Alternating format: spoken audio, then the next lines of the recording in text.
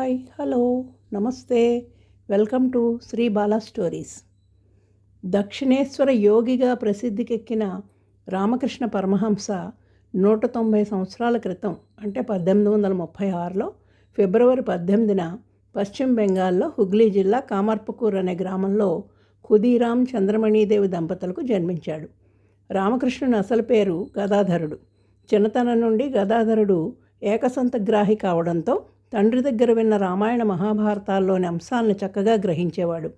లలిత కళలు, చిత్రలేఖనంలో ఆసక్తి ఎక్కువగా ఉండేది.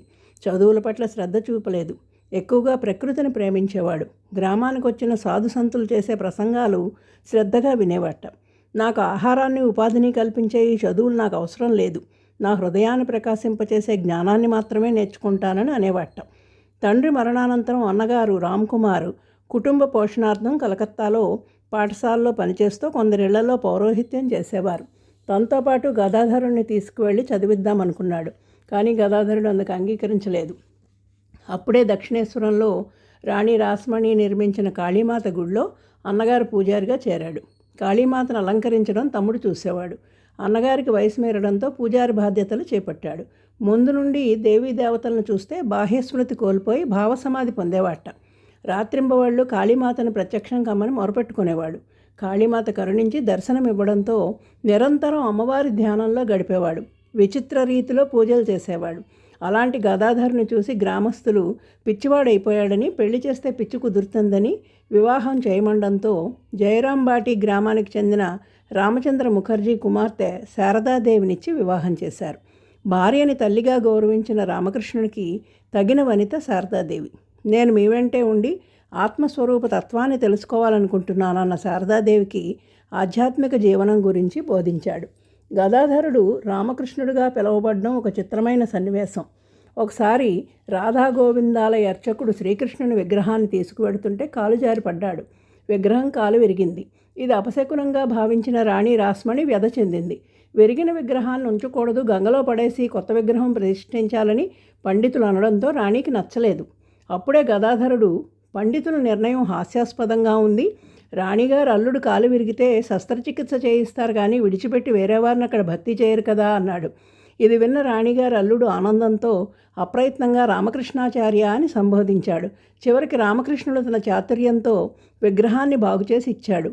అలా గదాధరుడు రామకృష్ణుడు అయ్యాడని మైథిలి వెంకటేశ్వరరావు గారు భారతదేశ జాతిరత్నాలన్న పుస్తకంలో ప్రస్తావించారు. తోతాపురి రామకృష్ణుడికి నిర్వికల్ప సమాధి ఉపదేశించాడు. 1868లో రామకృష్ణుడు ఉత్తర భారతదేశ యాత్రలు చేసి వైద్యనాథం దర్శించి కాశీ చేరుకుని అక్కడ త్రైలింగ స్వామిని దర్శించుకున్నారు. బృందావనం, త్రివేణి సంగమం దర్శించారు. తీర్థయాత్రల్లో ఏముంది, అంతా మన మనసులోనే ఉండాలని చెప్పే మెట్ట వేదాంతులకు నీరు అన్ని చోట్ల ఉన్నా బావి, కోనేరు, నదిలో మాత్రమే ఉపయోగించుకుంటాం కదా. అలాగే భగవంతుడు సర్వత్రా వ్యాపించి ఉన్నా పుణ్యక్షేత్రాల్లో సులభ సాక్షాత్కారాన్ని అందిస్తాడని తెలుసుకోవాలి అని అన్నారట. క్రైస్తవ, ఇస్లామిక్, జైన, సిక్కు మతాల గురించి అవగాహన పెంచుకొని సకల మతాలు యథార్థములే, అన్ని మతాలు భగవంతుని చేరడానికి విభిన్న మార్గాలే అని బోధించారు. స్వామి వివేకానందుడు ఈ సర్వమత తత్వాన్నే ప్రపంచానికి చాటాడు. రామకృష్ణుని ఆధ్యాత్మిక ఉపదేశాలు వినడానికి సామాన్యులు, ప్రముఖులు వచ్చేవారు. మహర్షి దేవేంద్రనాథ్ ఠాగూర్, కేశవచంద్రసేన్, బంకించంద్ర చటర్జీ, అశ్విని కుమార్ దత్తా మొదలైన వారు రామకృష్ణుని కలుసుకున్నారు. నరేంద్రనాథ్ దత్తా, రాఖాల్ చంద్ర ఘోష్, బాబూరామ్ ఘోష్, నిత్య నిరంజన్ ఘోష్, యోగేంద్రనాథ్ రాయ్ చౌదరి, పూర్ణచంద్ర ఘోష్ రామకృష్ణుడిచే నా అంతరంగికులు అని పిలువబడ్డారు. 1885 తర్వాత రామకృష్ణుల ఆరోగ్యం క్షీణించింది. కలకత్తాకి 3 కిలోమీటర్ల దూరంలో ఉన్న కాశీపురికి మకాం మార్చారు. 1886 ఆగస్టు 16న రామకృష్ణులు పరబ్రహ్మలో ఐక్యమయ్యారు. ఆయన తర్వాత శారదాదేవి స్వామి సిద్ధాంతాల వ్యాప్తికి కృషి చేశారు. పెద్ద చదువులు చదవకపోయినా ఆధ్యాత్మిక జ్ఞానంలో దిట్టైన రామకృష్ణుని బోధనలు సకల మానవాళికి అనుసరణీయాలు. ఆనాడు పాశ్చాత్య నాగరికతను అలవర్చుకొని నిరంతరం భగవంతుని ప్రార్థిస్తే ఏం వస్తుంది, మేము ఎంతో ఆనందాన్ని అనుభవిస్తున్నాం అని కొందరు అనుకునేవారు. వారికి దీటుగా సమాధానమిస్తూ కాకి హంసల సామ్యం చెప్పారు. భక్తుడు హంసలాగా నీటిని వదిలి పాలను గ్రహిస్తాడని అన్నారు. నీరు, వాటర్, పానీ అని ఏ పేరుతో పిలిచినా అన్నీ ఒకటే, సత్యం ఒకటే. అదే అనేక పేర్లతో వ్యవహరింపబడుతోంది.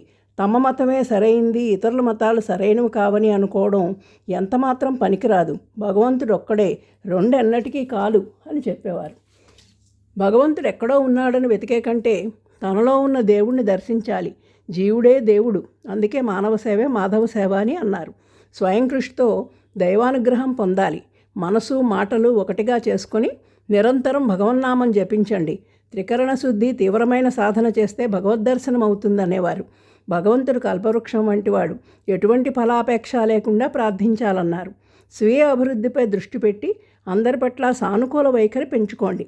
ఇలాంటి విషయాలన్నింటినో చిన్న కథలు గాథల ద్వారా బోధించేవారు. స్వామి వివేకానంద బేలూరులో రామకృష్ణ మిషన్ అనే సంస్థ నెలకొల్పి జనసామాన్యానికి రామకృష్ణుల బోధనలు చేరేలా చేశాడు.